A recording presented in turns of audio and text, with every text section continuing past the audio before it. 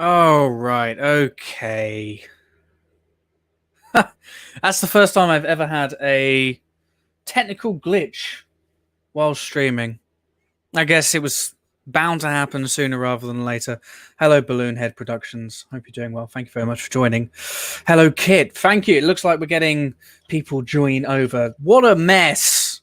What a mess. My word. I I had something really fancy planned today as well. I've been playing around with some new streaming software, and I had some really cool transitions set up, and I had all sorts of things ready to go. And no, no, no, no. Philip, hello, mate. Are you still getting an echo? Let me know. I'm just playing around with stuff. I basically had two streams running concurrently, which wasn't ideal. I don't know what happened. I mean, the fact that this is working fine is kind of weird. Yeah, anybody else, if you're hearing an echo, let me know. And there's not really a lot I can do. I'll try and do something. I don't know. I'll kick the computer. I don't want to kick the computer. I don't want to. I hope you're doing well in the chat. Come and say hi. Let me know who you are, where you are, what you're doing. And what did you think of Star Trek First Contact Day? That was a feast, wasn't it? My word. I was live streaming with the wonderful people over at Trek Central and could not contain my sheer delight at some of the treats that we were getting. And there were many of them. And but what has happened is I have had some time to ruminate and reflect and have a think about what I saw in the trailers and also my thoughts on some of the things that we saw in the trailers too, because there were some things that I think in time I've kind of gone, not sure. But what I am going to do is I'm going to go through each trailer and get into it and share my thoughts, because I've got quite a few theories as to what might happen in each of these shows. I did share my thoughts about one particular theory that I had with regards to Picard last night, because it was like in my head and I just had to share it. And I might have changed that theory as well. So it's me. The mind changes all the time. Kit, taking a break from prepping free conference presentations. Ugh, no, don't do that. They don't need conferences. What we need as much Star Trek as we can possibly get, and we're going to get it. We're going to get loads of Star Trek. At least 2 shows this year. Lower Decks premiering August 12th. That is confirmed. And Discovery, which will probably be Q4. Late Q3, early Q4. Most likely looking at their patterns of release over the last couple of years. So yeah, like I said, we're going to get into this. I don't really know how to do this, really, because I'm quite certain if I play any of these trailers, I'm probably going to get murdered. CBS Viacom will come after me and they'll take all of the precious pennies. If you haven't already, by the way, like this live stream, and if you haven't, subscribe. I'm nearly at 2,000 subs, which is crazy. I still owe everybody the Faith of the Heart cover for the 1,000, and it's coming. It is. I just honestly can't pluck up the courage at the moment. It's going to take some effort. Starfleet Boy's here. Hello, Starfleet Boy. Starfleet Boy does make it around, doesn't he? He does get about. Don't look into that too much. Welcome. Yeah, so what I'm probably going to do is I'm not going to actually play the trailers. But what I do want to do before we do get into this, right, is I just want... Can you just indulge me for 2 seconds, some time to rant quickly? I'll only be a couple of minutes, all right? But what is it with Viacom CBS and geo restrictions? Like, what is it with their geo-locking of content? Why do they do it? I don't get it. Like, take away, I mean, given the Viacom CBS, they're a business. Cool, yeah. But this is Star Trek content, and Star Trek's always been this kind of one Earth, no borders. Anyone can, no borders. No borders for anybody, but we can geo-lock everything. And it's so fucking annoying when, I salivating over the original material last night, and I'm like, I can't wait to get my eyes and ears and lips around this trailer footage. And the best I could do was to get like small screen stuff on Twitter. Like I wanted the YouTube videos. I wanted to look at them 58 times, but I couldn't. I mean, I could because I just used my VPN, but I shouldn't have to. I shouldn't have to do that. And surely Viacom CBS know that people are just going to go and use a VPN and just go and get the content anyway. They're just going to go to American YouTube. This is just weird practice. Does anybody else? Am I alone in my just hatred of Viacom CBS and geo-locking content? It just seems so. It just seems pointless. Why do it? What a waste of time. Why? Stop doing it. Anyway, there we go. That's my rant over. I did say about 2 minutes long. I can play the trailer really small reverse with polka dots and an overlay. Yeah. So one of the things that I was going to do with the other software that literally just went when I pressed go was I had these wonderful overlays ready to go, and I had like the Viacom CBS credit mark in the bottom corner, and it was all really considered, but it just didn't work. I don't understand why it works okay with StreamYard. And funny enough, I was actually going to cancel my StreamYard subscription the other day, so I'm glad I didn't. So yeah, let us know in the chat, what did you think of Star Trek First Contact Day? What was your favorite trailer? And what we're going to do is we're going to do it in this order. We're going to go through the Picard trailer first, then Discovery, then Lower Decks. Then we're going to ogle. I don't know, ogle's the right word.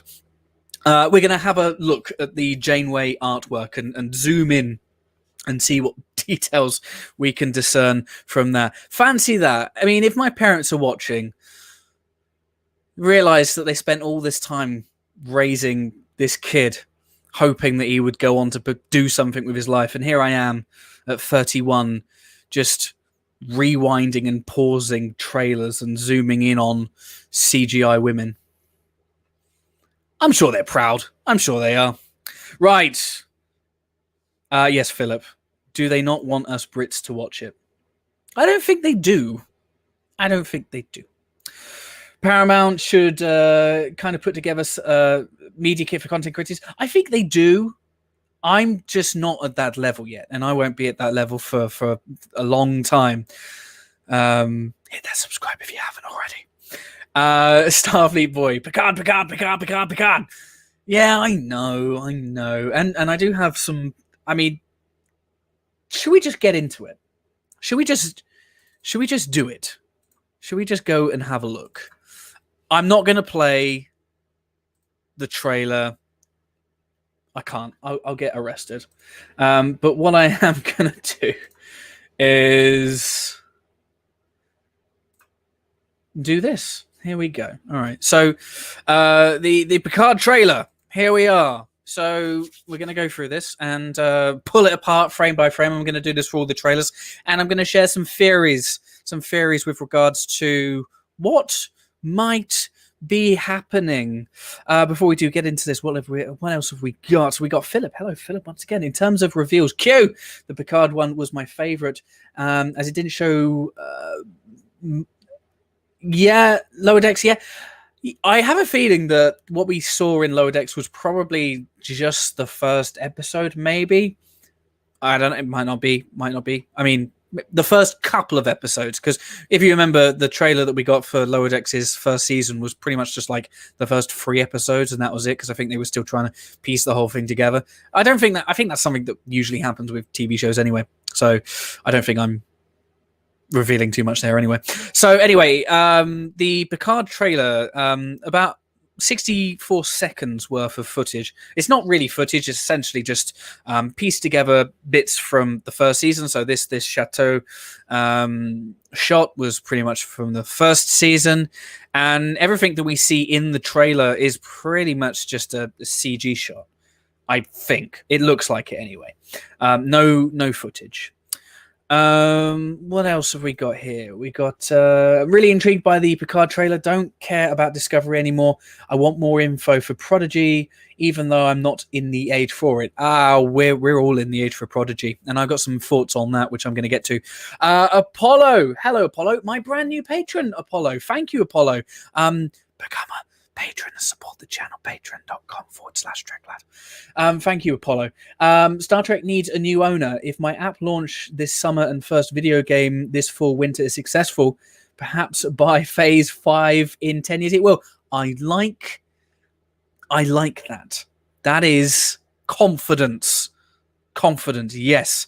As Kit says, everyone is the age. Everyone is the age. Absolutely. I mean, we'll get into it. Anyway, let's break this down. Star Trek Picard. So this is filled with Easter eggs and trinkets, trinkets being Easter eggs, and all sorts of very, very interesting stuff. So obviously we've got the chateau shot, which, as I said, pretty much lifted from season 1.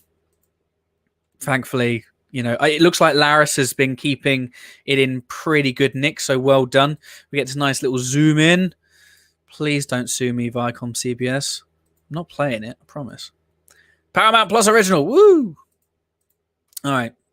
So that clock there is the same clock that we saw in the first season, when he's kind of very moodily looking at the fireplace and going, "Oh, time's running out."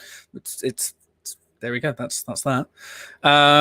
What else have we got here? So this is something that caused a big stir. The Bajoran Reckoning tablet from the Deep Space Nine episode Reckoning, which is, I think it's a season 6 episode, and it's the episode where we essentially had the Par Wraiths introduced, and we learned more about the battle between the Prophets and the Par Wraiths, which is very interesting.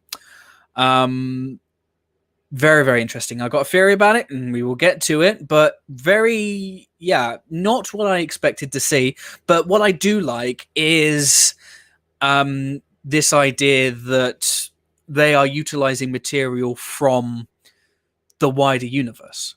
It's not so siloed anymore.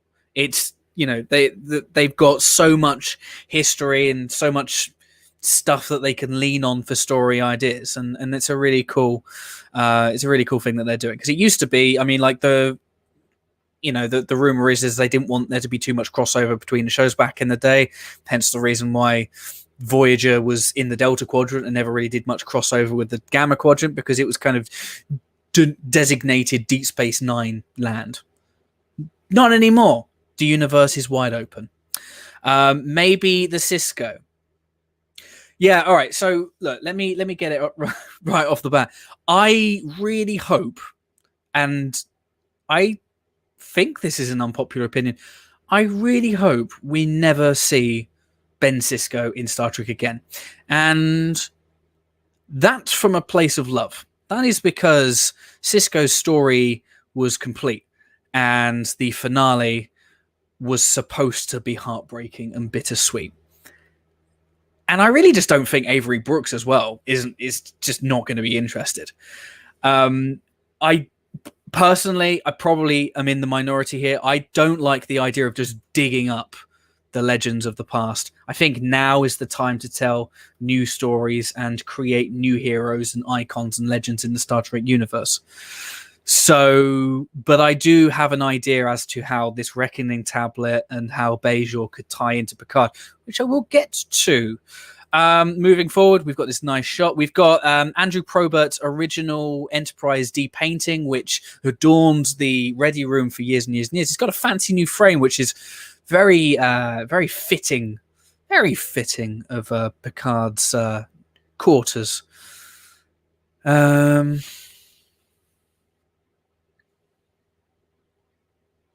Yeah, Starfleet Boy Season 8 says different. Avery may have suggested to Sirach that he's not disinterested. Yeah, I hope he's disinterested. I just don't want to see it. I don't think we need to do it. What else have we got? Here we go. So this is there's a lot in this. Obviously, we've got the Stargazer on the right hand side. It doesn't look like the same model that we saw in the Ready Room. The Ready Room model was always a bit basic, and we see another shot of this in a minute, and it's far more detailed than it used to be. Maybe Eagle Moss got involved and helped put that together. Obviously, no Picard desk would be complete without a cuppa on the table, and I'm hoping that it's Earl Grey. I mean, I'm sure it is. The chair with the Mintakian. Is it Mintakian? Mintakian. I'm going to get in trouble for saying that. With a tapestry. I got in trouble on YouTube for not picking that out the other day. I don't give a shit. The chair also has been pointed out that it looks like the same chair that Picard had in his Ready Room. I'm not sure if that's the case, but it has the same kind of dark burgundy color. So could be. Obviously, a better shot of the Probert painting in the background, looking very, very regal, very, very lovely. Obviously, Darge painting no longer needs to be there unless we're in a different part of the house. This ornament is one of my favorite, and it was picked up by, is it Jorg on Twitter? Super knowledgeable guy. And that is the same ornament that we saw adorned on the mantelpiece in the TNG episode Family, which is just a crazy callback, and I love it. So when you get these people, when they say, oh, the people that run Star Trek, they don't care anymore, it's like, look at this. This is a level of detail. This has been put together very deliberately by people that clearly know what they're talking about. Now, these people know what they're talking about. The issues that I usually have lie in the way they want to tell their stories. I think that's valid criticism. But to say that these people don't care about Star Trek and they don't care about legacy elements is wrong. And also, you have the Shakespeare book in the background, the preserved book, which is just, again, another touch. So yeah, a lot of stuff there, a lot of cool stuff, a lot of stuff that Picard would have clearly not wanted to part with after he left the Enterprise E. And now we get the shot moving on. Nice bit of lens flare there. We get the comm badge. Obviously, we saw that in season 1. It is a bit of a different design. If I'm, because it seems like this is kind of like a raised design. I always thought it was a bit flatter, but I'm just being nitpicky at this point. This is interesting. So we have a Dixon Hill book here, The Long Dark Tunnel, which I'm not sure if that was ever used in Star Trek, and I think Dixon Hill is in the Star Trek universe anyway. Correct me if I'm wrong in the chat. But here, this book is more interesting. The copy of Paradise Lost on the table. Now, Paradise Lost, John Milton, is a series of poems chronicling the Exodus, the fall of Adam and Eve by the fallen angel Satan. The fall of man, essentially summarized. So could that be something that could tie in? Or is that just a metaphor for Picard's fall from humanity and essentially loss of his identity and now a member of the synth community? Who knows? Could be multi-layered. Like me some layers in Star Trek. Now we get another close-up of that Stargazer model. Much more detailed, I'm sure you agree, than the model that was seen in the Red Room all those years. Not complaining. I always like the Stargazer. I think it's a gorgeous-looking ship. When it's not beaten up like we saw it in the battle. What else have we got? More of that model. Very, very nice. Let's move on. This. So this is the hourglass shot, and there were some people speculating that that the lens flare is potentially Borg iconography, which I don't know. Could be looking into it too much. I think it's probably just the tint of an ornament somewhere, which is shooting up that color. But then again, these things, this has been put together. It's very specific, isn't it? So maybe I'd like to see us move away from the Borg, though. I think that was covered nicely in season 1. Maybe we get it again down the line. Who knows? But the thing that I found most interesting as I was watching this is obviously the sands of time are flowing up instead of flowing down, as they usually do. Now, as I speculated in my video yesterday, now everybody's going to go and assume time travel. I don't think we're going to see time travel in Picard Season 2. I think that there is some misdirection in this trailer. It's just a theory. It's my working theory. It's my off the top of the head theory. But I think this does tie into, again, Picard's potential identity crisis as essentially being someone that was on death's door at the end of his life. And all of a sudden, he's thrust into this golem, and he is essentially given a do-over. And he is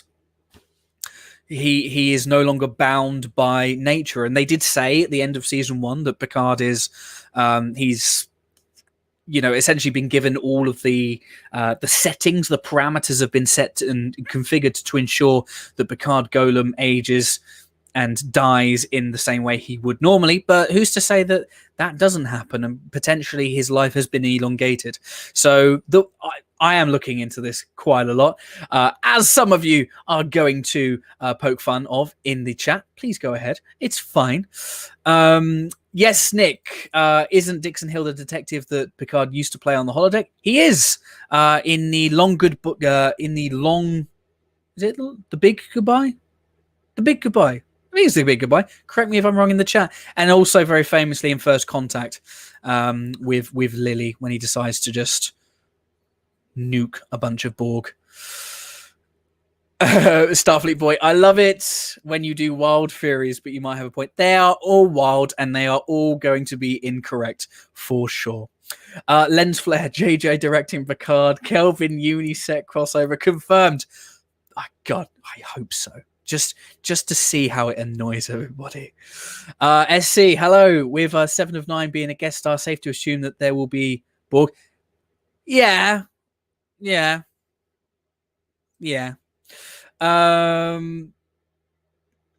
Tapestry. Yeah, okay. So it's not clear that Q can take you back in time anyhow. Tapestry didn't seem to change the events of the future. Yeah, so I mean that's kind of Q doing some time. What he did, being Q, is he probably created a bubble universe, populated all the stuff that he needed to in that bubble universe, and then did the kind of Twilight Zone thrust into the bubble universe future. So none of what was happening would have any consequences on any timeline, unless he was just Rick Sanchezing it and put Picard in a timeline that no one gives a shit about, and then that just actually happened anyway. I don't know. Maybe. Hello, Donnie. Hope you're doing well. And yes, hello. It's your first TrekLad live stream. Thank you so much for joining. You're not missing much. It's just me just talking crap about Star Trek. That's what I usually do anyway. That's why we're all here. That's why we're all here. Anyway, that's my hourglass theory out the way. I think it's more... But this is why I'm kind of doubting it, because last night I was like, this isn't going to be a time travel story. This is going to be some allegory for second chances and time, because the monologue, the voiceover by Picard is very much kind of reflective of mistakes that you make earlier on in your life and the consequences of doing one thing as opposed to the other, which is very, very, very Tapestry. In the, what if I hadn't have had that fight with the Nausicans? And then obviously Q goes, well, let's see. So that could factor in. Anyway, let's move on. Let's go and let's stop looking at this hourglass. Here we are. I mean, we're pretty much at the final shot now, and obviously we all know what happens here. With the playing card obviously making a return from season 1, there was the use of the Queen card in the opening scene. So it could have dual meaning. Again, some more misdirection, because I assumed that the Queen was some sort of female denotion for Soji and Daj, daughters, that kind of thing. Or Borg Queen when I was speculating on season 1, or what's seeming like an eternity ago. Anyway, the card does a bit of a Thanos, does a bit of a snap, which I'm sure I wasn't the only one that picked up on it. And then obviously we get the wonderful transition to the Q. Oh, look at it. Look at it. Obviously, gonna put a big smile on our faces as Trekkies. And I do, I said earlier that I don't want them to just dig up old faces from the past. Hello, Trek Matt. First stream. Thank you so much for joining. Almost wasn't a live stream because we had some technical difficulties. Technical difficulties earlier. Why is it so hard for me to talk today? I don't like the idea of them just digging up people just for the sake of it, but I feel like with Q there is some unfinished business there. As Q said in All Good Things, the trial never ends. The trial never ended. So exciting to see what they can do. My theory, and this is something that I was talking to Philip about, is Q turns up. John Delancey has aged. There's no hiding that. And he's going to appear. He's going to make some sort of jibe at Jean-Luc's advanced age. And what he'll probably do is he'll snap himself into looking older, matching his age. So that's probably what he'll do as a way to kind of poke fun at us puny humans and our limited lifespans. Because that's just something that when you say those words, it sounds like something that Q would say, especially John Delancey. So, yes, interesting. Theories, speculation. Let us know in the chat what you think. But so my theory, and there's not a lot of footage. It's essentially a room with some trinkets and a voiceover talking about,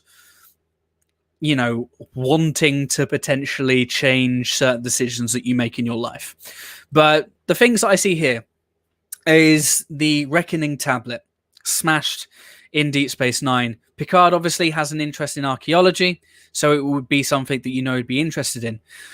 Looking at the book, where is it? The book, Paradise Lost, The Fall of Man.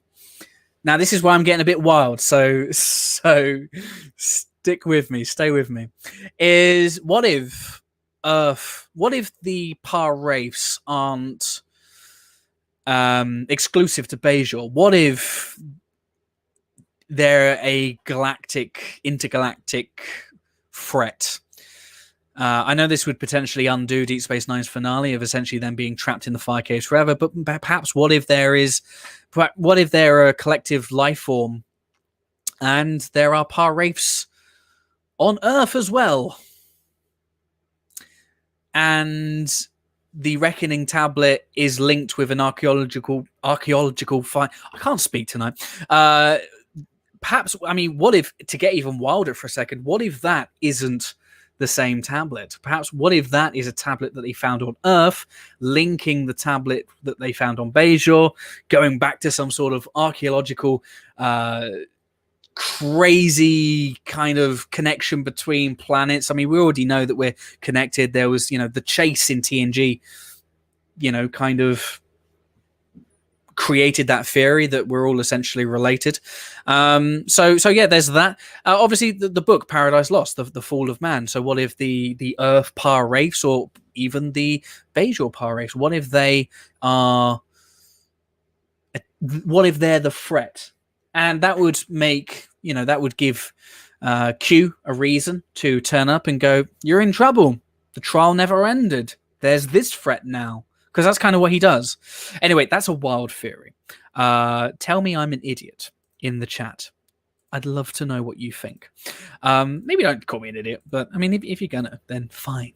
The Sands of Time, obviously. So time travel you can't really ignore the time travel element, especially with Q popping up. Anything's possible when Q pops up. And Starfleet Boy, yeah, with the, undo Fad's death, undo Beverly's death, He can undo anything. He can undo anything, can't he? I don't think he's going to, and I don't think Beverly's going to be dead. I hope Beverly's not going to be dead. But then again, it is Picard, so they probably had her dying in some sort of car accident, despite the fact that cars are probably no longer needed. But it's Picard. It's the way they'll write it. So there are a lot of theories. There are a lot of ways it can go. Yeah, and Hobus it's canon. Yeah, it's a thing. So I don't think that they're going to be messing with anything that's kind of already established. You know, there are ways they can go. They could go with my crazy Pirates on Earth theory. They could go with, you know, Picard wanting to potentially undo some of the choices that he's made, and then Q turns up and makes it so. But again, and here's my last theory before we dispense with Picard season 2, is misdirection. I don't think Q is going to factor into it too much. This is a bold prediction. Is obviously they were going to, you know, put Q in this trailer to get us all quite excited, because I do feel like, you know, perhaps some present company excluded, that there are some people that didn't love Picard. I obviously don't need to go into any more detail on that, but I don't think it was the most popular show. They'll probably never release the numbers to confirm that. And I'm not going to really listen to people who are going to go, oh, there was a 50% drop in viewership, because we don't know. But through conversations that I've had, there was, it was a bit divisive. And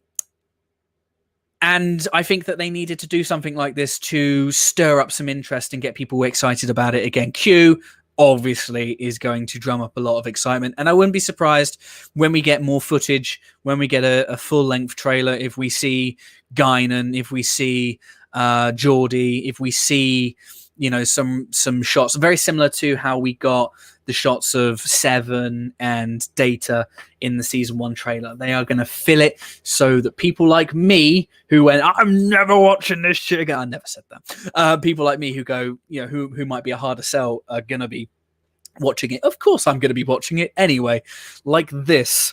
But I don't think Q is going to factor into it too much. I think that he will probably be a bookend character. We'll see him at the beginning, we'll see him at the end. He might pop up a little bit, you know, throughout into Spliced. I don't think he's going to be a major character. And I kind of hope he's not, because I think Q works best when he is just kind of there every so often. Not every single episode. I don't want to see him in every episode. I'm sure there are some people who are going to go, I want Q on screen in every single frame for every episode of Star Trek that ever gets made ever again going forward. Well, I don't. So I don't want that. So there we go. There are my theories. Let's have a look and see what you guys are saying in the chat. What have we got? Nothing is canonically locked in, Kit. Nothing. Well, that's true. I mean, you can do. I mean, it's the sandbox. They can do whatever they want. Wibbly wobbly, timey wimey. Who loves a Trek first season? I love the original series' first season. I love the animated series' first season. I love, but honestly, I'm being serious here. I love about 80% of TNG's first season. I know that's a hill that I'm dying on. Just 80% of it, though. Okay. I love Deep Space Nine's first season. Deep Space Nine's first season is slept on for some reason. I got you on that. I don't love Voyager or Enterprise's first season. I definitely didn't love Discovery's first season. I definitely didn't love Picard's first season, but I loved Lower Decks' first season. Lower Decks' first season is, in my opinion, and there are some people who might nod at this in the chat, the best first season of any Star Trek. So, again, maybe controversial, and I don't care. With respect to those who were like, the new seasons will draw, new seasons of current Star Trek will draw, the new seasons of the current Star Trek shows will rule. Yeah, potentially. Obviously, you know, I think it's easy to get carried away when we see 60 seconds of footage. But I do feel like there is reason to be excited about some of the stuff that we're seeing here, and I love to use the word optimized. I think Star Trek has a long history of optimizing its shows. They get progressively better. They grow the beard, and we've seen it happen loads and loads of times. And I really feel, using that as a segue, that Star Trek Discovery, while I have some issues with the trailer that we're about to go through, I think that they are on an upwards trajectory. I've been saying that for a while anyway. Right, what else have we got here? Philip, hello again. Q in the first and last episode sets him off on the mission, wraps up themes in the end. Yeah. I just think that's just going to be... I think John Delancey's too busy on his boat.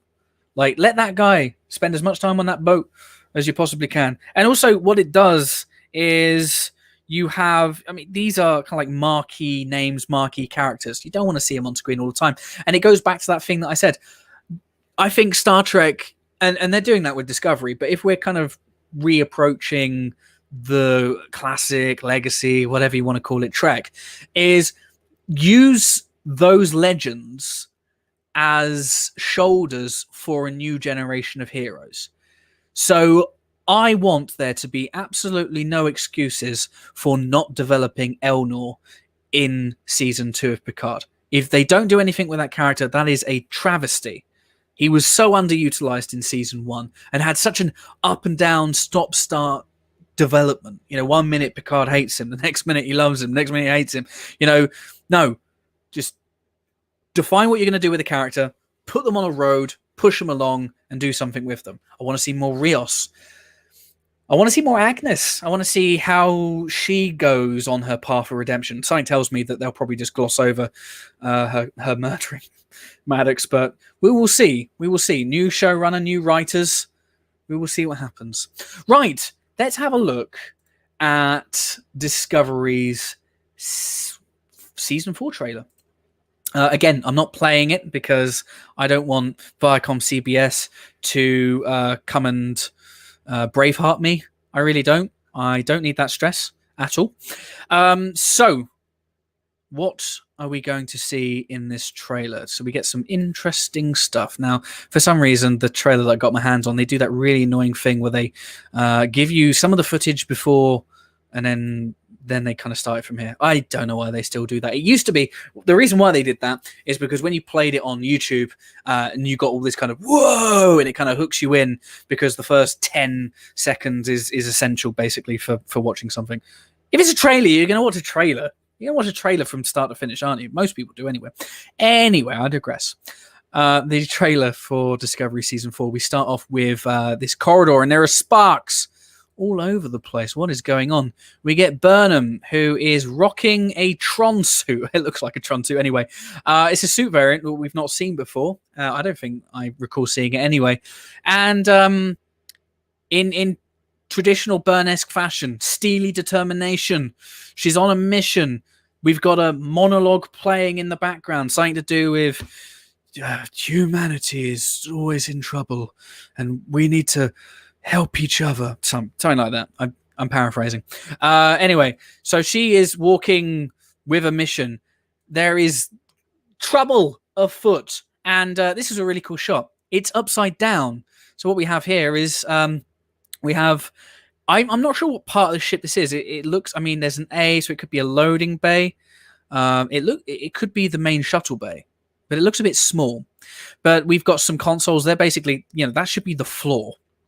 So I'm assuming what's happened is the Discovery's been caught in this gravity well, and it's essentially kind of just flip reverse the whole thing. Very similar. Reminds me a lot of Season 3 Enterprise with the Delphic Expanse's anomalies. So could it be potentially a return of those sphere builders? I don't think so. It will be something else. Hello, Sabco. Shuttle bay upside down. There we go. Yes. So I'm not sure if it's the main shuttle bay, like I said, because it does seem quite small. But yeah, it's definitely upside down. What is happening? Lots of explosions, lots of space rocks. We love us some space rocks. What else do we have? We have that shot changing. We have our first view of the new uniforms, which I have to say, I don't like them. I loved the grey uniforms, and I'm not sure why people didn't. I thought that they were very, very futuristic, very alien to kind of what we were used to. And this feels very much like, oh no, people didn't like it. We're going to have to change it back to the very colourful primary colours. Now there has been some talk that the new uniforms, or the grey uniforms, so now the old uniforms, they didn't work very well with the sets, which leads me to another thing that I'm kind of disappointed with. Is I kind of just naturally assumed that the Discovery Bridge was probably going to also get some sort of refit to bring the architecture and the look of that bridge in line with the rest of the future tech that we had seen, which is very, very bright interiors. That's not bright. So I feel like the grey uniforms would have worked in that setting, but perhaps not in the other setting. I'm not mad at it. I do like the use of Trek primary colors. I will say that it does look a bit awkward because my brain got used to the grey, and now it just kind of looks like they just ran a whole load of dye into the original grey, and then they didn't really know what to do with the strip. So I'll get used to it. I will get used to it. But I'm definitely in the minority of people that liked the grey uniform. I still feel that these uniforms are quite awkward in the fact that they're quite long. They're very tunicky. They're very ceremonial. Reminds me a lot of the Monster Maroons from the movies. So my theory, as I was saying last night on Trek Central, was that I thought that there could have been some cutting of the fabric to potentially create perhaps a more form-fitting variant, or perhaps a shorter variant, because they do look like they are for more formal functions. Like, we saw the formal wear in TNG and in subsequent series. It looks very formal. It doesn't look very kind of on-duty-esque, but maybe we'll see another change. I don't know. But I was disappointed to see that they kind of did away with the grey, but I can live with it. I can live with a lot of things that they do, funny enough. I'm not going to be one of these people going to Reddit or Twitter or wherever and go, no, they changed it all again. How dare they? Because that's not what I do. That's not my style. Obviously, we've got Book returning as well. Precious Book. Thank you so much for coming back and gracing me with your dark, tall handsomeness. Oh, what a man. Stamets looking determined, and there's sparks in the background. And I will say this, of all of the uniforms, of all of the new uniforms, is I quite like what they've done with the blue variant. I'm not so sure on the red variant so much. I will adjust. But I like the blue. The blue, it's probably because I'm used to the blue from the old Discovery suits. So maybe that's why. I don't know. Moving on. This is obviously Stamets probably realizing that there is a problem. There is some sort of gravitational pull, and it's messing up the ship. And in the next shot, we see Tilly, who is, and we see a Morn character as well, and that's interesting. I didn't notice that before. That looks like a very different uniform. That looks like a different material. Maybe what they've got is they do have a non-senior crew uniform variant, very similar to what they did as a cost-saving exercise in TNG, where they basically had lower decks wearing something a little bit different. But also, I mean, always happy to see a Morn. I know that's not what they're called. Fuck off. We've got Tilly. She's obviously leading some sort of evacuation of a certain section. I have a theory. There's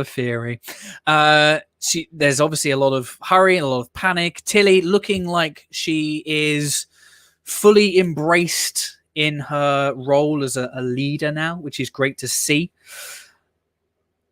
I have a theory as well that I think that there's potentially a time jump. I think we might be a year or two in the future. So Burnham is potentially very much set now as a captain and is experienced in that world. And perhaps what we now have is we have Tilly too, who is now experienced as a supporting, as an executive officer essentially. Right, so there we go, leading the evacuation. We have the same visual of Burnham. Essentially, I believe she's walking into the bridge. Well, she's walking down the corridor there, but now she is entering the bridge, and it's deserted. And I'll get onto this theory in a minute that I have cooking. Again, more steely determination for Burnham.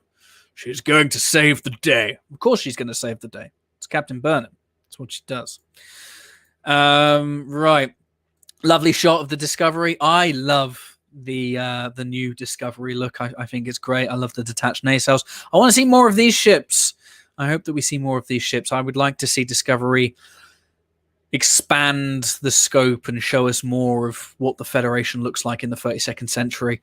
They did that to some degree in the first season of the new setting, but it wasn't enough. We could have seen more. Some lens flares. Kelvin Universe confirmed, Philip. Stamets saying something. More shots of that uniform. Detmer. So this is something that I only noticed this morning as I was watching this for the 58th time. She has a new implant. It's replaced the slightly bulkier version, unless maybe she had a covering and it's come off. I don't know, but it does look different. So interesting. I also quite like the finishing of the yellow uniform. See, it's growing on me. It's growing on me. Oh dear. One thing that I do want to quickly point out though is I am not a fan of the. This is fine. This kind of divisional rank is very similar to the finishing that they would have on the cuffs from the original series, which obviously makes sense given the time frame that they've come from. But if we go back to here, right, basically Captain Burnham has she has Captain rank insignia up here. She has insignia up here. She has insignia pips up here, and there are insignia rank pips on the comm badge as well. 1, 2, 3, 4. Count them with me. That kind of seems like Pippi overkill to me. And they don't have it on any of the non-captain uniforms, which, you know, is fine. I mean, we know Burnham's the captain, and they know Burnham's the captain too. Do we really need 4 instances of that? I don't think so. Right, we skipped over a little bit, so let's go back. Oh, that was probably a better shot, actually. Up here, I skipped over a lot. Oh, dear. I do like Wilson Cruz. I mean, looks good in everything, doesn't he? But the white variant for medical, that's great because there's always been this kind of dual purpose in the blue uniforms as well as the yellow uniforms as well. Engineering, security, and for blue, science and medical. And, the white is now very much medical, which you would think is just a terrible color to use, given all the blood and vomit and shit that they'd probably get covered in. Anyway, he looks good. This is such a cool shot. I love it. Always love to see some wire work. And yeah, so, I mean, if we look very, very closely, these are probably stunt performers. I don't know if I can zoom in. I can't zoom in. But yeah, I wouldn't be surprised if stunt performers. Sneaker Martin Green looks a bit different. But yeah, anyway, some explosions going on and the lifting out of the chairs with some very, very nifty wire work. I love shots like this.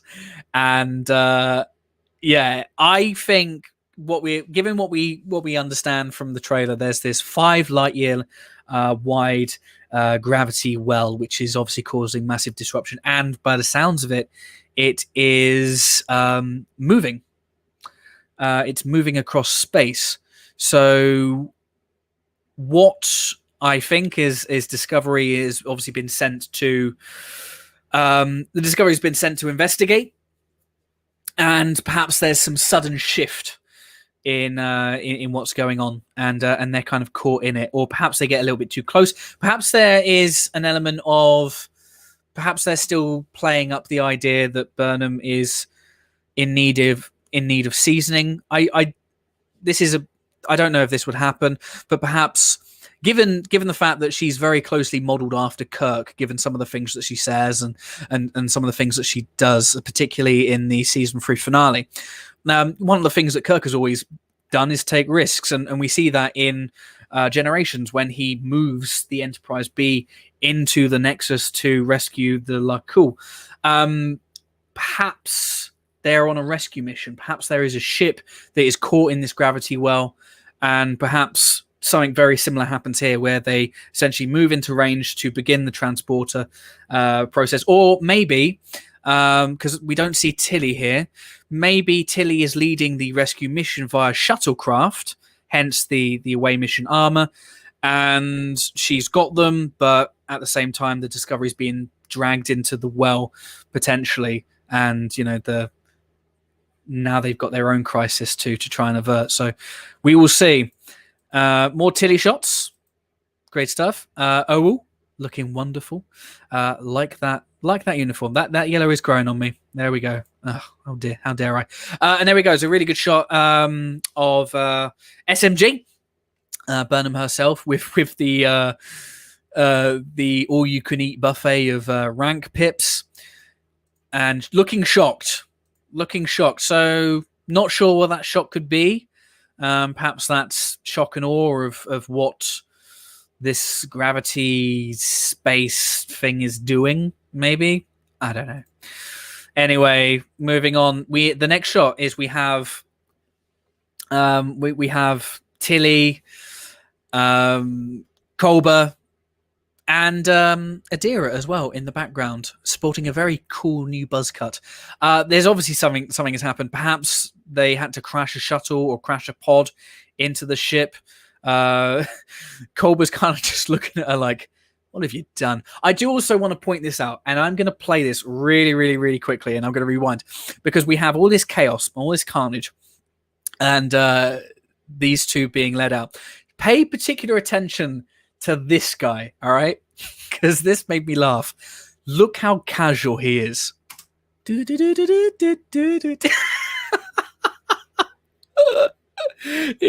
doesn't give a shit. I'm going to play it again because it was one of my favorite things from the whole trailer. This is the kind of content you get when you subscribe to TrekLad and you come on for my live streams. Look at that. That's a walk off. No shits were given on that day. Probably lower decks. Probably couldn't. Probably had some headphones in or something. Anyway, never mind. Back to serious business. The end of the universe, as Discovery likes to do. What else have we got here? So more shots, and coming in 2021. Confirmation of 2021. Amazing. Love me some Star Trek. More content, yes, please. That shot. I love that shot, and I think everybody has realized at this point we have Saru in the background. One thing that you may not have realized, though, is there seems to be something on his uniform. Now, my theory is he is indeed probably either an ambassador or an exchange officer, potentially having left Starfleet and her joining the Kelpian version of Starfleet, potentially. But there is definitely something on his uniform. Getting very tinfoil hat here, but I would assume that he's probably an ambassador and is probably coming on for some sort of kind of mission that feels like it would be a one-off, but it probably won't be. That's the way of getting him back on the ship. But I love that shot. Burnham just looks the part as the captain. I want to see more of her in the chair, to be completely honest. Not when she's being wire pulled from it, but I do like that shot. It's a wonderful shot. That bridge looks great now that they've started showing us more of it, so I can forgive the fact that they've not given it a redress in line with 32nd century tech. And yeah, moving on. We get what appears to be the Federation president, or at least a senior official, and it appears that she is a Cardassian human cross hybrid. Yeah, I mean, and it makes sense. 32nd century. We've crossed the streams many times, and we are all just one lovely, beautiful mission mash of humanity and everything else out there. Why not? Let's go and mate with everyone. Now, a lot of people were speculating that she was actually Denobulan. The Denobulan look is very, very different. The Denobulan, you tend to have ridges up here.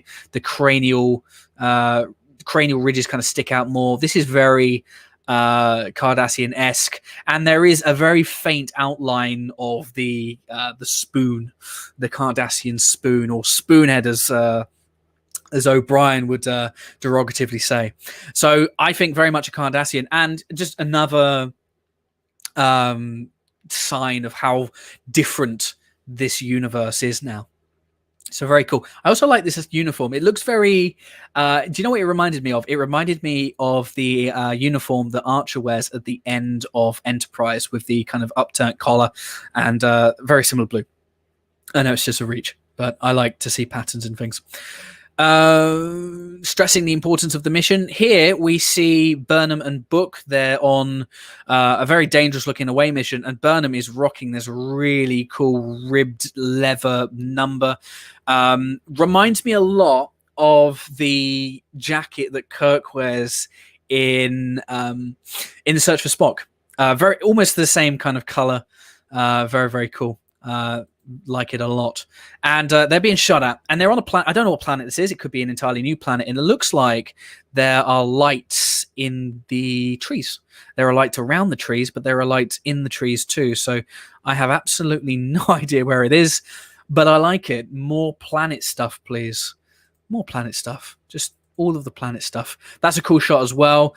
We get our best look. We get a best look there of lighting actually in trees. So perhaps trees imbued with some sort of artificial technology to stimulate growth, maybe. I don't know. So theory potentially could be Book's home planet or Book's brother's planet, maybe, but it looks very, very different. I mean, the only reason I'd say it looks very similar is the leaves on the ground. All planets have leaves, and it's probably just filmed in the same location, you know, because they filmed Toronto location, and they probably just a redress anyway. Moving on, this is a nice shot. So Book's leaving, and we see oh god, I can't remember the name of the female doctor. I'm a terrible fan. But they're all interlocked hands, one big happy family. I like it. One thing that I have also noticed, and I hope that this is done away with as well, is we seem to be losing the white strip at the bottom of each boot, which is just a design that I absolutely just hate. But now it kind of looks like they're wearing Nike Airs, which I guess I'm kind of not really also a fan of, but whatever. They're stood up for 12 hours a day. They need comfy footwear. But anyway, it's nice. We also have sparks.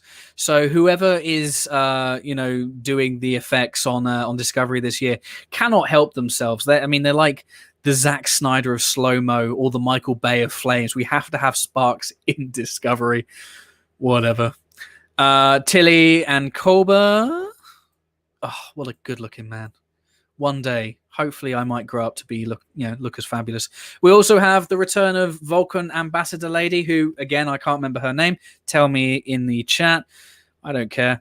And there looks like there's some sort of meeting. Now, the big thing that everybody missed is Burnham's mum's there. So we've got the warrior nun ninja people. Not the Jadvash, the other one. Don't tell me. I will get it. Not the Jadvash, the Qualmilat. Some made up word. Anyway, they're there. They are there. The warrior nun ninja people. They are there to do something. And sounds like a whine. I know. They're there to do something. And she also appears later on as well, but I actually didn't realize that she was there.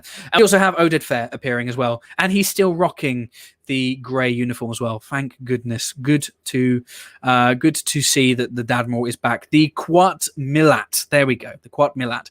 Thank you so much, Sabco.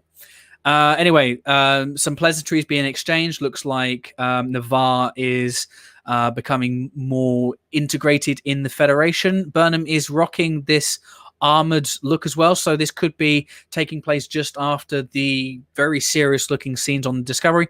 And there we go, confirmation that there is a small, not very prominent forehead mark denoting a Cardassian. So very cool. I like this band as well. I've not noticed that before. That's kind of cool. And she's not wearing the high collared variant, so obviously not happening at the same time, unless their costuming continuity is all over the place, which could be. I don't know. In the face of fear. She shows no fear in the face of fear. In the face of fear. In the face of fear. In the face of fear. In the face of fear. Okay. We'll see. I absolutely love Burnham's hair when she has it down like that with the kind of braid around there. Again, I'm talking a lot of cosmetic stuff here, but I don't know. It's just a beautiful woman. And another shot of Detmer, clearly digging her new implants, uniform and surrounding. Good stuff. Burnham, this in the trailer was, I believe, the Federation president or whoever telling Burnham that she is in charge, which potentially has me think. So a couple of theories here. It could be that there is some discontent among the ranks of Starfleet who feel like perhaps she's been fast-tracked and that she doesn't have the necessary experience to navigate the 32nd century. That could be a thing. Or it could be the fact that Saru has, come on board in this ambassadorial role, and there could be some feeling of, am I in charge? I don't think that they're going to have Burnham act like that, because I don't think that they're going to want Burnham to come across as insecure in her role. I just don't think that that's a trait that they want Burnham to have. But perhaps there's some sort of, no, just be under no illusion that Discovery is your ship now and you're in charge. So two theories there. Anyway, they go on this mission. There we go. Again, another shot of Adira, and Gray is back as well. So obviously continuing that storyline as well. They're a good couple, and there's a lot more stories to tell. Dr. Pollard is the Doctor. Yes, apologies. I don't care too much too. It's not that I don't care. It's just that these characters, I guess, just aren't in my brain in the same way as the others are. That's not to say that they won't be in the future, but it's just where I'm at the moment as a fan. There we go. More shots. Lovely. Still rocking the blue hair. Good to see. A shot of the Discovery. That looks like old Discovery. Again, I mean, they still keep that bloody shuttle bay door open. That really bothers me. And they've gone to warp with the shuttle bay door. I mean, inertial dampeners must be, maxed. Just close the door. Close the damn door. Were you born in a barn? Sound like my mum. In the face of the unknown. Oh, so in the face of fear, in the face of the unknown. Okay, all right, trailer. What else have we got? Okay, so here we go. So we have an away mission. We've got Tilly, Burnham, and Mama Burnham armed with swords. So, and I don't know where this is, and I'm not even going to speculate. It could be a new place. I hope it's a new place. I hope it is. But there's. I mean, it looks a bit foreboding. It looks. I mean, they're probably not skulls, but it could be eggs. I mean, something. Looks very, very interesting. Doesn't look like the kind of place that I would be in a hurry to go to. And there we go. We see armed weapons, so we're going to see some sort of combat. And there's Mama Burnham in the background too. Cool to see that she's tagging along. And we see what I'm assuming is a female Kelpian. And I believe that we have a shot of Saru in the background. No, we don't. Do you remember what I said earlier about the about that thing that was on the tunic? It looks like that. It looks like that. So that, to me, looks like an ambassadorial uniform. That might be his badge of, I'm an ambassador. So he transfers it over. Very similar to Worf with his Klingon thing. This Klingon thing. It has a name. I know. One day I'll know it. Find hope in each other. Very Discovery-esque. This was very interesting. And I've been learning all about VR walls over the last couple of days after Dom from Trek Central was talking all about it very excitedly and telling me all about it. That looks like Vulcan. Or Navarre now, as we know it to be called. We've got Stamets in the background, and we've got Book, and we've got Vulcan Ambassador Person. Again, not very good with names. Do apologize. Now, this reminds me an awful lot of Star Trek 3. Could this be Mount Seleia? Could Book potentially have a Katra? Could there potentially be, or if he doesn't have a Katra, does he have some information in his mind as a result of being a courier that only a Vulcan could extract, or a Nivarian? So interesting there, and this does look like it's potentially something that has been brought to life with a VR wall, which is known to massively reduce special effects time and much better for lighting and keying, and probably one of the reasons why so much of this footage looks so polished, which I think is a really cool thing. I'm really for the technology now that I know exactly what it is. But very interesting scene there. Could it be that the information with regards to the gravity well, perhaps the gravity well or the gravitational anomaly, as it's probably more accurate, is perhaps it was man-made or just artificially made, and perhaps Book has the knowledge of who created it, because we have to have a mystery in Discovery.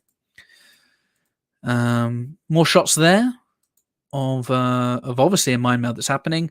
More shots of Book and Burnham. I am there for it. Lovely couple. And I wonder if, we've not seen Book in a uniform. But I'm assuming he's integral to ship operations as someone who can naturally use the spore drive. So interesting. Perhaps a non-commissioned officer. Perhaps an officer like Miles O'Brien. More shots of Detmer with that new implant. Very, very cool. Not sure why they changed it, though, unless the other one was uncomfortable. I'm sure there'll be a reason. My favourite shot of the teaser, Grudge, of course. And there's a book coming out about Grudge soon, which I'm going to buy it. Of course I am. This is the shot that I wanted to talk about. And I'm going to try and play a little bit of it, and I'm going to essentially just be furiously tapping pause on the keyboard. So there, you're going to hear some sound. That, to me, looks like a Cardassian. Now, I don't have a lot to go on, okay? I really don't. But just the way the hair, the receding hairline. All right, try not to trigger people with receding hairlines, but the black hair, the receding hair, obviously opens up the Cardassian features. I'm like tilting my head to try and get a good look at it as well. I know, and there seems to be some protrusion over the forehead. It looks Cardassian. The outfit looks like a rubbery, steely one piece. Not as bulky. Again, I could be completely wrong here. I remember when we saw the season 3 trailer, we saw some aliens, and I was convinced that they were evolved Kelpians. Turns out it wasn't the case at all. But there we go. So I'm attempting to. Obviously there seems to be some Inception-y, timey-wimey, revolving camera work here, which they did do in the season 2 finale, so it's not like it's a brand new innovative technique. I don't know, guys. It just looks like. I say that, but I'm now seeing that annoying white band on the foot, and I'm seeing a potential band here. It could be that this is a utilitarian, a utility uniform that we were talking about earlier. This could be a crew member, but I maintain that I think it might be a Cardassian crew member. It just looks like it could be a Cardassian crew member. But Starfleet Boy, yes, very, very well raised. Could be a Denobian. Denobians have that very similar receded hair with the kind of protruding features on the forehead. So it could be either. I just got a Cardassian whiff from it, but it looks to me now like it's more likely a crew member who is attempting to get out of the way of whatever is going on. And we literally got like free frames. Come on, TrekLad. I know it's late. This shot, obviously, some sort of readout. I do like a close up of an eye. Blade Runner, shout out to Blade Runner. What else have we got? We're near the end here. Oh no, we've got here. So all right. So here's my absolute killer theory for Discovery Season 4, given the 1 minute and 30-second trailer that we have seen so far. Burnham on the bridge, essentially wearing what looks to be a suit designed to keep her alive in the vacuum of space. There are flames, there are sparks. Michael Bay, eat your heart out. The bridge is deserted. I think the Discovery is destroyed in Season 4, and very early on in Season 4. They will get a new ship, of course, and it will essentially just be a redress, and they'll probably just go and give them a very similar model. But I think that we are going to lose the Discovery that we know. It doesn't look good. Let's be real. We've seen the Discovery in bad situations, but Discovery's always had its crew.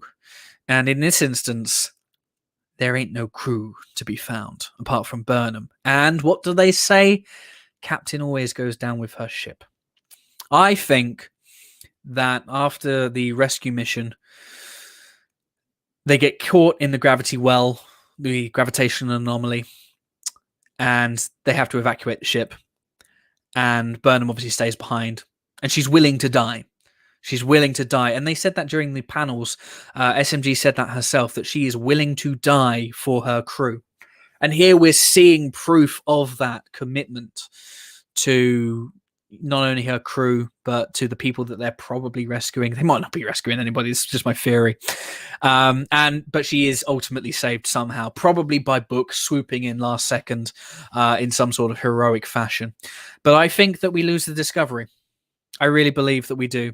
I don't want us to lose the Discovery. I don't like the idea of destroying ships every 5 seconds, but it doesn't look good, does it? What do you think? Let me know in the chat what your thoughts are. Do you think I'm out of my mind? Here we go. More shot. I mean, it doesn't look like she's having fun. And it looks like, we've seen these kind of arrows before. We've seen these arrows just as Kirk and Khan were thrust out of the torpedo tube and into darkness. Again, wild speculation here. Again, resignation, losing the ship. Things just aren't going very well. But she's determined. Going to go down with her ship. And what else have we got? Here we go. So here is a lovely shot of, I'm assuming, given the color of the uniforms and the hands, that is Burnham and that is Saru. And that is the coming together, the reunion, and probably them potentially putting aside their differences. Saru saying, "This is your ship. I am here to do what I need to do." And they've always had an interesting relationship, a very up and down relationship. But I think that this is the kind of the final kind of coming together. We are synced up with our values and where we are at the moment in the universe. It'll be a nice scene for sure. And obviously the thing that we're not getting as a result of not playing any of this back is some lovely voiceover talking about the importance of friendship and family and all that kind of stuff. The Discovery logo is still there and it still looks absolutely beautiful. And the new season coming 2021. Thanks for Star Trek. Thank you. There we go. So that's my thoughts on the Discovery Season 3 trailer in terms of what my theories. I will say that I'm disappointed that we are having another mysterious entity in space with potentially intergalactic consequences and stakes. It's just, I personally don't need the universe to be on the knife edge. every season. But this is the type of Star Trek that Discovery is. I've said it in the past, is Star Trek Discovery reminds me a lot of 24. Bear with me. 24, the world is always in danger, and there is always a central protagonist who is pretty much good at everything, who is always kind of pushing up against authority, and is always kind of essentially just taking the law into their own hands. That's Burnham. Oh, and Jack Bauer cries just as much as Burnham, so there's definitely sexism when it comes to people shouting and screaming at Burnham for her crying, because there are a lot of male characters that cry an awful lot.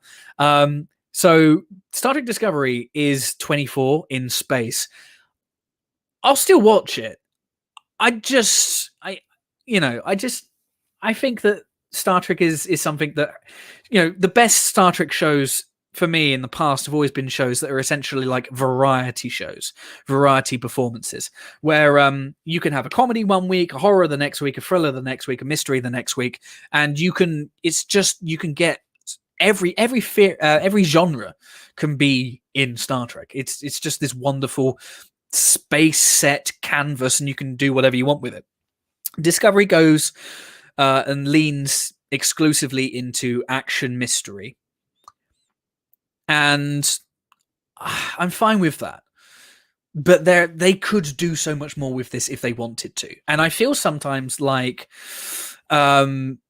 the showrunners and the writers, not attacking any of them, but I feel like there's some trepidation as to, what if we do give these new viewers who they think are probably only fans because of the Kelvin Universe movies. But the chances are, if somebody got into Star Trek around the time JJ was releasing the Kelvin Universe movies, that person probably has gone and watched a lot of Star Trek. I've spoken to people on my podcast at length all the time that have said, yeah, I got into Star Trek with the Kelvin Universe, but then I went and watched the original series, or I went and watched TNG, and I love it just as much.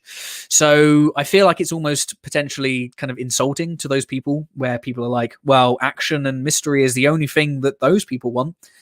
I disagree. I feel like Star Trek has always been best when it's kind of challenged expectations and challenged the viewer by giving us so many different looks and licks. So I'm disappointed that they're going down the same kind of, the galaxy's on fire, we're all going to die. But that's Discovery. That's Discovery's style. Are they running the risk of potentially getting a little bit stale with the galaxy's on fire and we're going to hold hands and we're all family? Maybe, but 24 ran for 9 seasons and still good. So there we go. They're my thoughts on Star Trek Discovery's trailer. Let's see what some of you lot think. If the ship gets destroyed but Burnham ends in the Nexus, she can undo the destruction of Discovery by exiting Nexus at earlier point in timeline. Yeah, there's also the potential. I do like your Nexus theory, by the way, Philip. There's the potential to explain how there's another Discovery in that nebula in the even further future, in the Calypso. I still maintain that I don't think that they're ever going to revisit Calypso, and I don't think it's ever going to get an explanation. I don't think this thing is going to be the Nexus, but I could be wrong. I've been wrong plenty of times in the past. With regards to the destruction of Discovery, only if this is the last season, but I don't believe it. Well, I mean, they destroyed the Enterprise in Star Trek 3, and there were a load more movies. Kit, that's not a bad shout. Disco B comes along, Disco A reverts to the original Disco, Zora becomes sentient, and Calypso happens. Yeah. Brian, in the short Trek Calypso episode, we know Discovery, or a version of it at least, makes it into far. Yeah, I mean, again, what I said, I don't think that they're gonna bring it up. I mean, if they do, we'll probably be talking about divergent timelines and things like that, because I think that the Discovery has just diverted too far away from the design that we saw in Calypso. There is always the chance that Zora could use her AI-ness to revert the ship back, but that would be something. Sabco, again, I hope they do mini arcs for a few episodes. I don't think they will. Intergalactic, planetary, intergalactic. And Donnie, hello, Donnie. Hello, Brian. I'm stepping in on people's conversations. Oh, sorry, Sabco. Not about destruction. About Burnham dies. So, and I'm sure I'll probably make a video about this one day, and I don't want to see this happen. So don't confuse me saying it as a theory and me hoping that there's a thing. But given the fact that Sonequa Martin Green is about to co-star with LeBron James in Space Jam 2, which is going to be huge. It's going to be a huge film. Everyone's going to go and see that film. I think her profile is going to inflate massively, and deservedly so. I think she's a fine actress, and also I love her role as the franchise player of Star Trek. She is the ambassador. She's the face that runs the place. She's the John Cena of Star Trek, if you're a WWE fan. And she's done a fantastic job of that. I feel like, though, what's going to happen is she's going to get opportunities to go and star in movies. And it's going to get to a point where I think that could Star Trek potentially get in the way of that? I mean, we do live in a very different time where actors can jump between TV and movie productions very, very easily. I mean, we're seeing Al Pacino in Amazon productions now. So this is potentially a bit of an antiquated theory, but it could be that Discovery just becomes something that Sonequa Martin Green probably wants to step away from. And we've seen this, though, in other TV shows where Andrew Lincoln in The Walking Dead essentially wanted to move away from The Walking Dead and do movies and transition to that. And so he left, and he was the primary protagonist of The Walking Dead. And I feel like the show has struggled since he left. I think a lot of people left when he did. I don't think that will happen with Star Trek. I think that, well, never say never, but I do feel like Discovery could potentially cope without SMG. And that's a crazy thing to say. But we could potentially have it where SMG leaves Discovery at the end of season 4, at the end of season 5. I think that could be a death knell for the show, potentially. But I don't know. Again, just a theory. Would love to know what you guys think. Can we get a Star Trek wine tasting episode? Yeah, I'd like to see it. I'd like to see just a really quiet episode where we learn the stories of... So what I would do, right, is this is my spec script for an episode of Discovery that doesn't mean anything, right? Is you basically have a one scene, maybe a free camera setup scene, and the whole episode is just one scene, and it's basically the bridge crew, the supporting bridge crew, sat playing poker or drinking wine, as you said, Brian, and they are telling their stories about how they came to serve on Discovery. And it would be a flashback episode, very similar to what we got in Lost and what we got in Orange is the New Black, but just with the wider ensemble being focused in one episode. And it's essentially just one scene with the flashbacks included, and we get a whole hour of them just fleshing out their characters. I would love that, and that would be the episode that I would write for Discovery. They won't do it, though. They should do it, because they did spend 2 bloody episodes of season 3 going to the disgusting mirror universe. So why not just spend 40 minutes with the secondary characters? I'd love to see that. Donnie, Mickey Burnham is more than just my favorite Discovery character, but among my favorite overall Star Trek characters as well. Well, I mean, maybe put some respect on that name. No one, as a Michael, no one likes being called Mickey. Okay, Donnie, Donald. No, it's not fun, is it? Don't do it. Michael Burnham or Mike Burnham. No, not Mike. I hate being called Mike. Don't ever call me Mike, ever. There we go. So, right, we have the Discovery trailer. We've still got a couple of things that we need to cover. We've got the Lower Decks trailer, which we are going to move on to, which is only 30 seconds of footage. So we should be able to get through this. And there's a lot packed into this one as well. So let's quickly jump into it. Oh, Brian. Oh, I meant you do a live stream tasting the Star Trek brand wines. Buy them for me and send them to my house, and I will do it. But you just gave me some really cool inspiration to write a Star Trek episode, and I might do that. I mean, they have a writer's room now, but I might just write it on spec and just send it and go, hey, can we write some characters, please? But good shout, Brian. Good shout. Donnie, no need to apologize, Donnie. No need to apologize. Oh no, you went and corrected it. I think most people call her Mikey. For some people it is a term of endearment and affection. But yeah, I mean, I think it's nice. It's nice that Burnham's your favorite character. I think that she means a lot to a large portion of the Star Trek audience today, and has definitely been very instrumental in bringing a legion of new fans, but also further cementing the fandom for existing fans too. She's done a great job. And, I might have some issues with the way they introduced her character, but I definitely don't have any problems with her now. In fact, I made a video where I was just saying nothing but nice things about her for like 10 minutes. So yeah. Brian, before we do move on to Lower Decks, have a group of Trekkies getting sloshed, watching, discussing Trek, drinking some ST wines. Yeah, I feel like we need to make that happen. And I'm sure Starfleet Boy would be on board for that too. But hopefully when we can all convene in the same room, we will make that happen. Lower Decks trailer. Here we go. I quite like that. No, I want to full screen it. I want to show you small details and things. I'm sure everybody already knows what these small details are anyway. But just for my own personal sanity, and for me to say on the YouTube channel that I have gone through these with the biggest magnifying glass to go through and pull out all of my theories. There we go. We got Starfleet on board for the wine episode. We'll make it happen.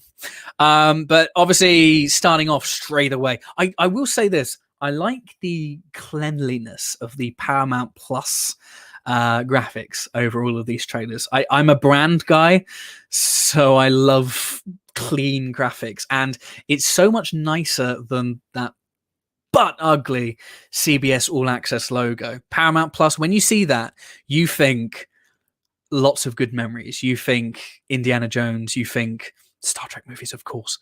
If you're insane like me, you think Event Horizon. It's just a nice look. But what is even nicer is what it is underneath it with the Cerritos. I always felt that the ship special effects or the ship animation was the animation in Lower Decks is just good, full stop. So yeah, a beautiful look. And yes, Philip, yes, you can. In fact, we could do it in person because we're on the same island. We'll just have to fly Starfleet Boy over. Right, the Cerritos, a beautiful thing. And what do we have with these guys? So talking about spacey adventures. Now, the first thing to point out is we have Rutherford, who is sitting with Tendi and soon to be joined by Mariner. This would suggest that the loss of memory wasn't a long-term issue, which is good. Very similar to kind of what they did in Fantastic Beasts when they had the guy, again, name I can't remember. I'm probably going to be shouted at by Trek Wife, who's a massive Harry Potter fan. But he got his memory wiped at the end of the first film and then kind of had it come back straight away. So it happens. They're talking about something. Tendi looks like she's absolutely loving that. Tendi is the most adorable character in Star Trek, by the way. I don't even think that's I don't think that's controversial. And she's like shoveling that food in as well. Like, let's play this quickly. She's like, yeah, she's like eating like she's running late.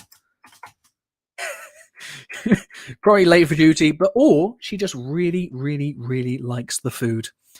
Bless her. I love her. Right, let's see what we got. Right, so we have the Marcus, the McCuff. McCuff. That feels like that's probably some sort of person's name. I'm not sure what they're being shot at, but my theory would be if they are going back to revisited stuff, that it could be the Packlids, maybe. It doesn't look like the Packlids. It looks too clean for it to be the Packlid, so I take that back. But it's a very classic design, and we have the kind of the movie series nacelles. So these ships are still in service. I think that's a Miranda. It's not a Soyuz. It's a Miranda. Yeah, I'm going to go with that. It's a Miranda class. It looks delicious. It looks great. Let's move on. What else have we got? So we have some Denobulans. And what is I'm trying to remember the name of. I honestly, my mind is just not with it today, and I am the worst fan of all time, but I can't remember the name of this creature. It's famous in Star Trek. Man something. Man. Oh, no. Migutu. Because they named the character in Zoolander after it. Migutu. Look, let's just go with that. Anyway, worst fan of all time here. But that doesn't bode well for the Denobulans, because these things are attracted to humanoids, and they are poisonous, and it's just not good. So I hope the Denobulans are okay. But how great is it to see Denobulans in Star Trek again? And obviously Lower Decks loves Enterprise, and so we love Lower Decks. Cool shot there. Like it. Obviously, we've got Mariner in the classic combat. That's such a cool freeze frame. That's a really cool freeze frame. I might have to screen grab that. Bear with me 2 seconds. Let's maybe get my analytics out of the way first. Bear with me 2 seconds while I take a screenshot of that. Cheers. Don't often get a good freeze frame. That is the armor from the Icarus Factor, which was an early season 2 episode of TNG, the Riker one, when he's having a fight with his dad. Very, very cool. I mean, again, just another sign that we're probably in store for a whole load of references, because Mike McMahon is such a huge, massive TNG nerd. Love it. What a cool visual that is. She's ready for some stuff. We have Ransom, who has been taken over by a rainbow god. I love it. I love it so much. And I want to see more of Ransom shooting rainbows out of his hands. Lovely. This next shot. Now, we do see the pack lids. The pack lids are down here, so they do make a return. It looks like these guys are civilians, and we have Boimler in it. They might not be civilians. I mean, they look like they're shooting Federation weapons. Or do they? I don't know. But they're kind of exposing themselves in a firefight. Anyway, Boimler is there trying to make something happen. I don't know what's going on there, but it doesn't look like it's fun. It looks like there are some dangerous shenanigans going on. And more pack lids running in. So 3 versus 3, potentially even more so. So the numbers don't look good, and they are charging. Here, this next scene, we do see some Cardassians. So there is no arguing that these guys are Cardassians. And they are in... they are in the interrogation room from Chain of Command. How many lights do you see? Let us know in the chat. Very, like... I mean, the same lighting, the same chair. I mean, I wouldn't be surprised if there's a taskbar egg potentially off screen as well. But Mariner doesn't look like she's too taxed by what's going on. And I also love her trainers, which are Starfleet issue, as you can see. Beautiful. The attention to detail is just wonderful. And of course, there are 4 lights. There's 5. There's a 5th one behind the Cardassian. Very cool. We're also seeing blood squibs. Oh my god, this is not for children. Oh, brutal stuff. And kicking a table at Cardassian as well. Mariner, I mean, if you are, I'm assuming just one of those lights fell off. Oh no, technically that's a light. That's a light. So 1, 2, 3, 4, 5. There we go. Gull Madred was right all along. But anyway, I mean, it looks like, I mean, we're also seeing Starfleet issue wristbands, headbands. Mariner says that she doesn't like Starfleet, but she does like to rock out in the apparel. So what is it? And I guess this is probably also going to be,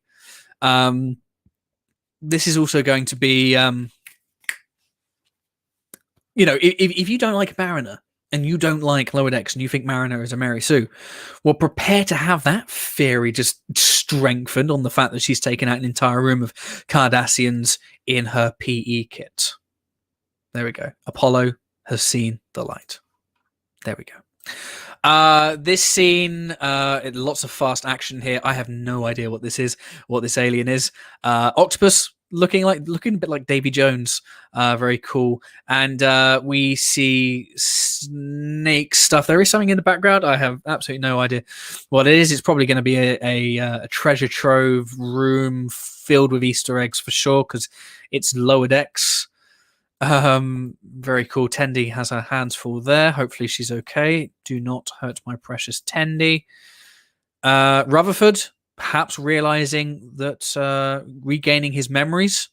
Who knows? I mean, his implant does play up on him quite a lot. Oh dear. I hope he's okay. I do like this scene, and it wasn't really picked up on a lot, but we have Rutherford, Tendi visiting Mariner in the brig. So has Mariner learned her lessons from season 1? Of course not. And of course, Philip, I mean, if there isn't a fifth light joke in there, are they even Trek?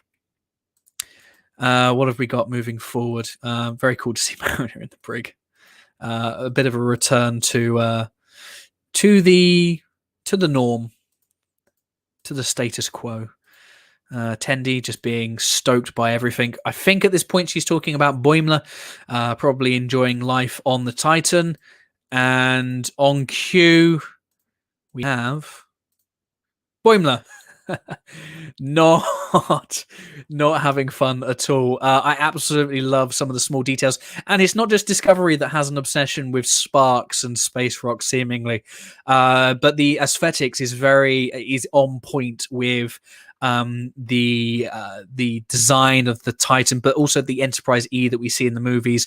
The very similar kind of wooden steel, like a bronzed metal finish, and the LCAR system looking almost exactly the same. So it makes sense. And I'm not bothered at all by the variants in the uniforms. I think it would make sense for ships that are perhaps higher up in the fleet to have a more formal uniform, very similar to what we saw in Discovery. And that might explain why Discovery have those more formal uniforms, because they are potentially the new flagship of the fleet. So there we go. Small little thing there. Boimler is not loving life on the Titan. That dream promotion has turned sour, maybe very quickly. And we have, at least in one episode anyway, Jonathan Frakes. And I believe, unfortunately, I don't think Marina Sirtis will be returning for Lower Decks Season 2. Probably, I don't know, it might be that Lower Decks is written by Texans, maybe, I don't know. Pure speculation, that one. But it's a shame that we're not going to see her come back, but Frakes more than makes up for it with some more jazzy puns that Boimler doesn't really get, and probably doesn't understand why he's wisecracking at a moment of pure terror. I love Jonathan Frakes on this. This in the background. Now, this might not be the thing. It might not be. But the first thing I saw when I saw this was it's not very on brand in terms of the color, but it looks a lot like the Bajoran wormhole. It looks, I mean, from the circular kind of the look. I mean, there's a lot of circular things in space for sure. But I don't know. It just reminded me a lot of the Bajoran wormhole, and it, if they were to bring it in, we've already seen Deep Space Nine. Then I wouldn't be mad, and I wouldn't be surprised. But we're also seeing some enemy fighters out there. I don't know what this craft are. However, anonymous 38297328739. Why? The Dominion, potentially, and the LCARs on the Titan resembles the LCARs on Utopia Planitia in the Picard flashbacks. I didn't get that, but I will go back and have a look at that again. It looks very reminiscent of the panels that we saw in First Contact, Insurrection, and Nemesis. But I will go and have a look. Cool shout. But there we go. A beauty shot of the Titan, the beautiful Titan. Something going on. I mean, this is why I kind of think it's the Bajoran wormhole. I mean, upgraded special effects, maybe. It's probably not. It's probably not. And maybe I don't know. I'm kind of conflicted. Again, I want them to expand on the universe. I want to see different things in the universe. I don't want to see the same stuff all the time. Frakes needs a Discovery cameo somehow to complete his show appearances. I'm sure they could make that happen. Maybe what they could do in the final episode of Discovery is we find out it's all just a holodeck simulation.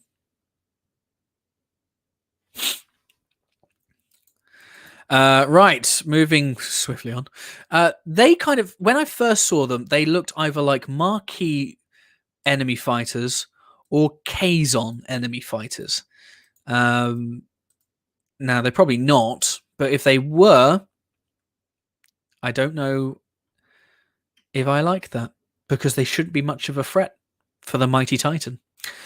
But it looks like there's something in the background coming over some as well. I mean, essentially, the Titan is being flanked and swarmed by a number of these smaller ships. Not sure what they are and who they are. And there we go. Lower Decks. New season confirmed for August 12th. And that is the Lower Decks trailer. So much shorter. Much shorter. But filled with just as much craziness and as much tantalizing clips. That's a really cool shout. A Prodigy crossover. Never say never. I feel like what they would probably want to do is they would want to keep the shows. They probably want Prodigy to kind of stand on its own. And also the idea as well is that Prodigy is strictly a kid's show. Whereas Lower Decks is a little bit more adult oriented, where you could cut out a few jokes in Lower Decks and it would be perfect for kids pretty much. But yeah, lots of really, really cool frames in this Lower Decks trailer. I wouldn't say it was my favorite trailer of yesterday. Yeah, I think my favorite trailer was probably the Discovery season 4 trailer, because I think it just gave us a lot of interesting new looks. But Lower Decks is by far, and I did a video on it, by far my favorite of the new Trek shows. I think it really just captures the essence almost flawlessly of the Star Trek that got me into it, and reminded me so much of why Star Trek is such a special show. For me anyway. Lower Decks is great. Can't wait to see it. August 12th. It's going to be great. And I'm going to be covering every episode on this channel, along with every episode of Picard and Discovery. No matter how good or how bad it is, it's going to happen. Right. Last but very much not least, and we're probably not going to spend that much time on this because it is essentially one picture, but can't not have a look at the Janeway art from Prodigy, which was something that I was crying out for. I wanted to see some Janeway art in during the panels, and we're getting that. So this wonderful model. I'm going to zoom in as well so we can get a better look of her. Someone has said that it seems very closely modeled after the Janeway that we see in season 2. With the kind of the tied up hair. So it's definitely before season 4 Janeway anyway, because Janeway then got the hair cut back to the shoulder length. But one thing that I absolutely love is the rendering on this uniform is just gorgeous. And it's very, it's a very different style compared to Lower Decks. This definitely has it's more of a 3D, a bit more of a kind of a realistic, kind of true to human features, and just the detail, around the knuckling, the fingernails. It all just looks really just superb. Like they have spared no expense putting this together. I love the detail in the fabrics. It is very kind of rich in its like multi-textured. It looks like a uniform that has been lived in and it's being worked in. The one thing that I noticed almost immediately was the lack of rank pips, because, as we know, this is not the Janeway. This is a Janeway. This is the Janeway training program, which is really, really cool. And I want to share a theory that I have on that in a second. But yeah, really, really, really love this model. And the full length version, obviously holding a cup of coffee. There is coffee in that nebula. Would it be Janeway without? And for me, this was a highlight of yesterday, because I feel like the animators have absolutely captured the essence of the Janeway character. Just the way she's holding herself, the way she holds that mug. It just looks like someone has really paid a lot of attention to the way Kate Mulgrew would walk around, just the way the face looks, the head position, everything, the shoulders. It just looks like Janeway. I think the only thing with the model is I don't remember Janeway having legs for days. I'm not mad. It's a good look. But there we go. Space Mum is finally revealed for Star Trek Prodigy. So my theory, obviously, as we know, this is going to be set 2383. So 3 years after Nemesis. It's going to be set in the Delta Quadrant and is going to be focused on the group of alien characters that we saw in the original artwork that we saw a few months back. They're going to find a ship and they're going to commandeer that ship, and Janeway is the training program to essentially help teach them the values of Starfleet, which is going to be great for the kids, but it's going to be great for us too. Great for people who, Discovery has its own thing. Picard has its own thing. Lower Decks has its own thing. There is a gap in the Star Trek programming market at the moment for a show to remind us why Starfleet. Why Starfleet? Why is Starfleet the way it is, the organization it is? What are the core principles of Starfleet? What are the tenets of Starfleet? What is the charter of the Federation? So there's a really good opportunity that these kids, when we're introduced to them, are probably just a ragtag group of wheeler dealing, stealing starships, potentially with questionable morals. And Janeway is going to be the character to essentially kind of show them that there is a better way. There is a Starfleet way. And that, to me, is very encouraging if they go down that route. And that is what they said in the synopsis, that this Janeway character is going to help them see the ideology of Starfleet. And for me, that's quite important. Not only are we going to be, introducing children to a very healthy set of ideology, a very healthy set of ideals, we can remind adults of those ideals too. And Lord knows there are a lot of adults right now who need a dose of Star Trek and need to be reminded exactly of the future that we're all aspiring to be. So Prodigy really has the potential to be a very, very important, a very dear show. And it's a cartoon. Yes, it has Nickelodeon over the top. I do realize that. But we're all going to watch it anyway. Don't kid yourself. We're all going to watch it. It's a Star Trek show.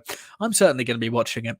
And I think that there are plenty of adults out there that love watching cartoons. There are loads of people that spend years watching stuff. And I've got friends that are in their 40s still playing Magic of the Gathering. We're all going to be watching Star Trek Prodigy. Don't you worry about it.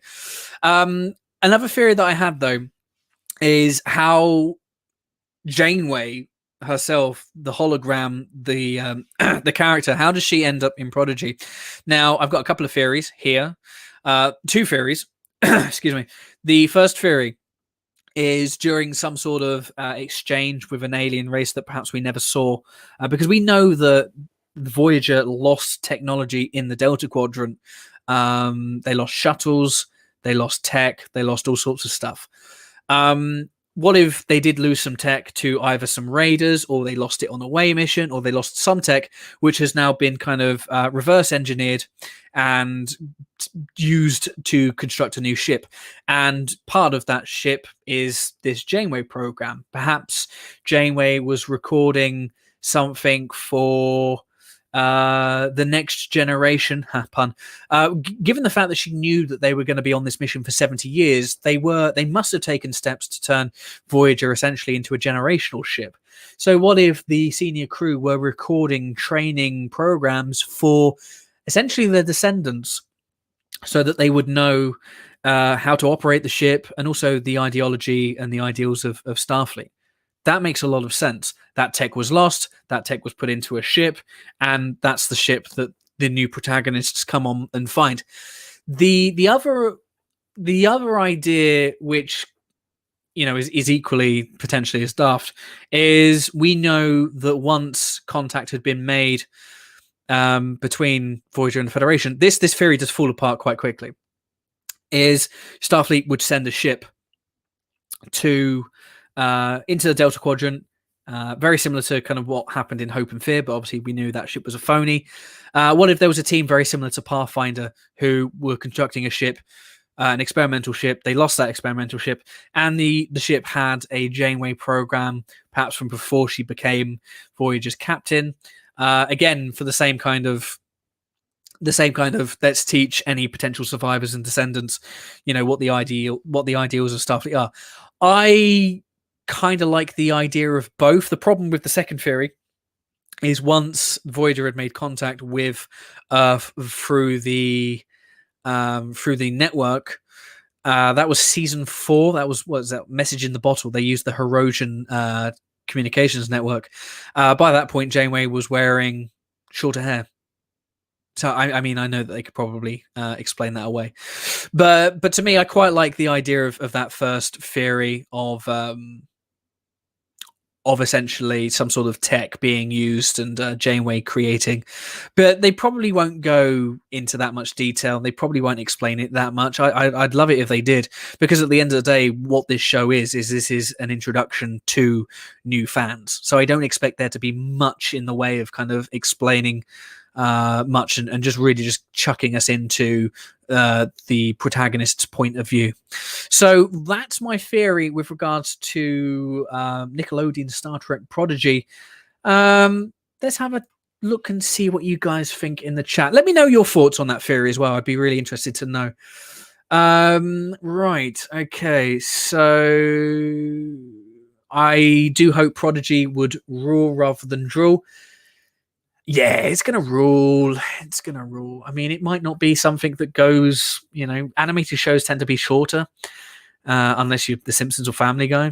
Some shows go, 2-3 seasons. If we only get 1 or 2 seasons, it'll still be cool. Anonymous, they said 70,000 light years specifically. That means we'll be getting Kazons and Vidians. Yeah, very true. I hope we don't get that many Kazon though.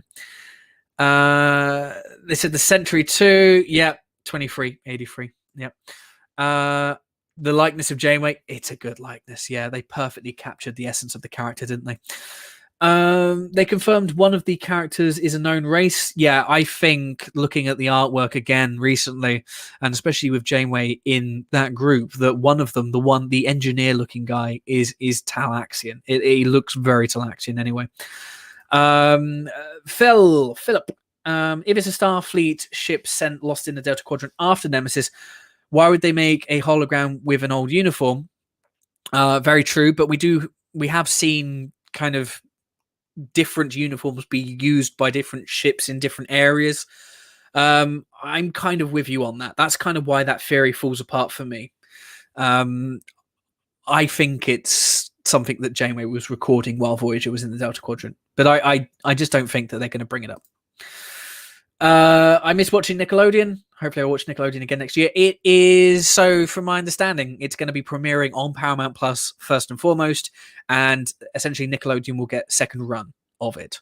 I believe, again, correct me if I'm wrong, I think Viacom CBS owns Nickelodeon anyway, so it's not really causing any problems. Respectfully, I love the new shuttlecraft designs in Lower Decks more than that of the Cerritos. I mean, you don't have to be respectful to me. I mean, a lot of people didn't like the design of the Cerritos, but I think that's kind of the point, that it's supposed to look kit bashed and it's old and it's been in service for a long time. And the chances are the shuttlecraft design we have in Lower Decks are probably just new shuttles that they've gotten over the years. So that would, and the shuttle designs are very similar to, they're essentially an evolved design of what we saw in TNG. So, but I like the Cerritos. I like how shit it is. I wonder if we'll see peaceful Vidians. Yeah, because Think Tank cured them, didn't they? Again, I kind of hope that we use the opportunity of going back to the Delta Quadrant to meet new races. again, going back to what I've said a number of times during this live stream, I think Star Trek has a lot of lore, a lot of universe to lean on, but I want to see new stories with new characters, which we're getting in Prodigy, lots of new characters, but I want to see some new alien species as well, because, you know, they might be going 70,000 light years back to a very similar region of space where Voyager was initially, but that doesn't mean they have to go on the same track. They don't have to be in the same place. Let's go and explore. Let's go and meet new alien civilizations.